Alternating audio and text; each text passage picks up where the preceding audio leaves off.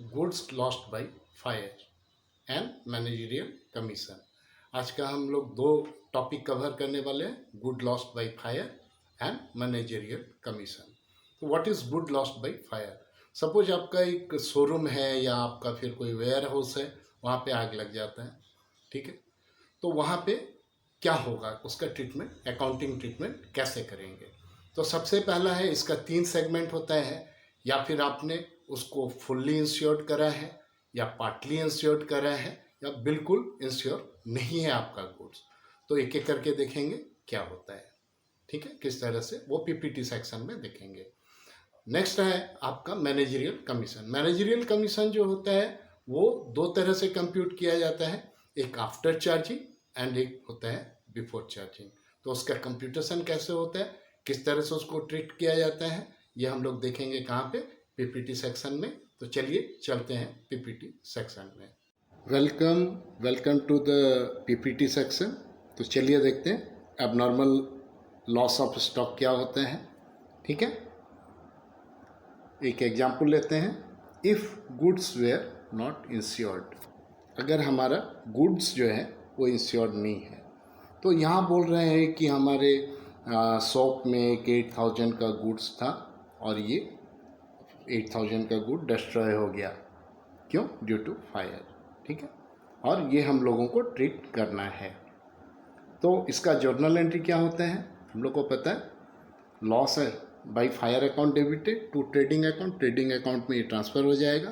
तो trading account में हम लोग को क्या करना है, आपका by goods lost by fire, ठीक है। 8000 जो लॉस हुआ है आप उसको यहाँ पे लिख दीजिए। और प्रॉफिट एंड लॉस अकाउंट में आपको क्या करना है कि वही अमाउंट जो है आपको क्या करना है, टू लॉस बाई फायर में लिखना है, ठीक है। सेकेंड में है, इफ़ पहला जो था हम लोग जो देखे थे कि गुड इंश्योर्ड नहीं था, तो उसका हमको दो जगह ट्रीटमेंट करना है, एक कहाँ पे, ट्रेडिंग अकाउंट में, और दूसरा है कहाँ पे, प्रॉफिट एंड लॉस अकाउंट में। ये जो गुड लॉस्ट बाय फायर है जो कि आपका इंश्योर्ड नहीं है, उसको सिर्फ ट्रेडिंग और टू फोल्ड इफेक्ट होता है, trading account and profit and loss account में एडजस्ट करना है, ठीक है।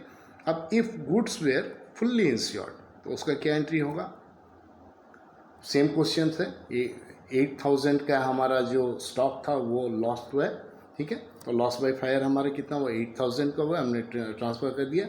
और क्या करा कि इंश्योरेंस क्लेम जो था हम लोगों को कितना मिला, 8000 का 8000 पूरा मिल गया, ठीक है। तो चलिए, तो सबसे पहले हम क्या करेंगे कि ट्रेडिंग अकाउंट में टू फोल्ड इफेक्ट दिखाना है। ट्रेडिंग अकाउंट में क्या होगा, आपको 8000 आपको जो स्टॉक है वो लॉस किया, आप बाई में लिखिए। और एसेट में तो क्लेम सेटल हुआ है, वो पैसा मिलना है या फिर मिल चुका है, दोनों केस में अगर जो भी हो, इंश्योरेंस अगर पैसा नहीं मिला तो इंश्योरेंस क्लेम 8000, और पैसा मिल गया तो वो कैश 8000 आपका बढ़ जाएगा, ठीक है ना। अब नेक्स्ट चल के देखते हैं कि गुड्स वेयर पार्शियली इंश्योर्ड, ठीक है। 8000 का गुड वो लॉस बाय फायर हुआ है और हमको क्लेम कितना मिला है, 6000 का मिला है। तो loss by fire account debited to trading account, 8000 लिख लिए।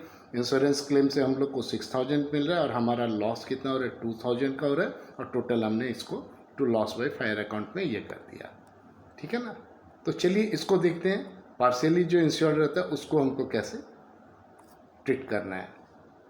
तो यहाँ पे देखिए क्या करना है कि ट्रेडिंग अकाउंट में by loss of goods by fire 8000 to loss by fire, और इंश्योरेंस क्लेम में हमको 6000 मिला है। और 8 माइनस 6000 जो है उसका 2000 हमने कहाँ किया, प्रॉफिट एंड लॉस अकाउंट में डेबिट साइड में लिख करके लॉस शो कर दिया, ठीक है ना। देखते हैं मैनेजरियल कमीशन क्या है। मैनेजरियल कमीशन जो है वो दो तरह का होता है, एक बिफोर चार्जिंग सच कमीशन होता है और एक आफ्टर चार्जिंग सच कमीशन होता है। तो पहले बिफोर चार्जिंग कमीशन हम लोग देखते हैं। दिया हुआ है कि ट्रेडिंग बैलेंस से हमको 78,000 ऑलरेडी ग्रॉस प्रॉफिट हम लोग का हो चुका है, और एडमिनिस्ट्रेटिव एक्सपेंसेस है 3000, और आपका फाइनेंशियल एक्सपेंस है 2500 और 6500 सेलिंग एक्सपेंसेस है। और बोलता है कि मैनेजर कमीशन हम लोग को 5% यहाँ पे चार्ज करना है।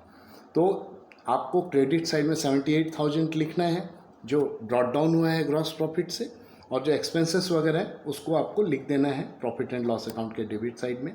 3000, 2500, 6500।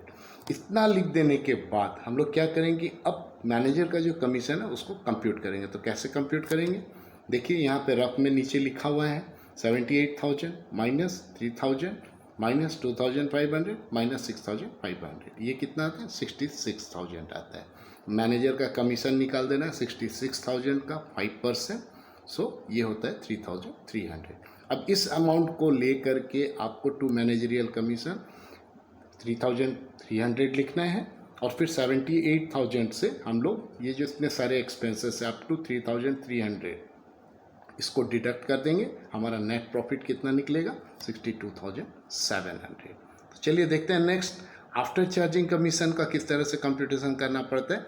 सेम फंडा है, ग्रॉस प्रॉफिट आपने लिख दिया 3,000, 2,500 लिख दिया, 6,500 लिख दिया, ठीक है ना।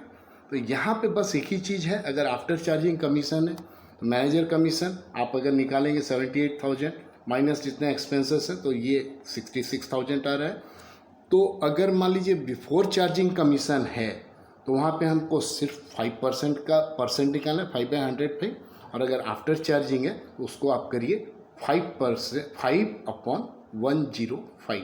तो 100 प्लस जितना परसेंटेज दिया रहेगा उसको करना है। तो हमारा निकलता है कितना 3,142.85, हमने राउंड अप कर लिया 3,143, वो अमाउंट को लेकर के डायरेक्ट मैनेजरियल कमीशन में डाल दिया है, और 78,000 से सारे खर्चे को डिडक्ट कर देने के बाद 60,857। आप जो 62,857 का 5% निकालेंगे तो मैनेजर कमीशन जो है 3,142.85 और 1343 आपका निकलेगा। आप उसको एक बार करके रफ में देख लीजिए, ठीक है। तो होपफुली ये क्लियर है।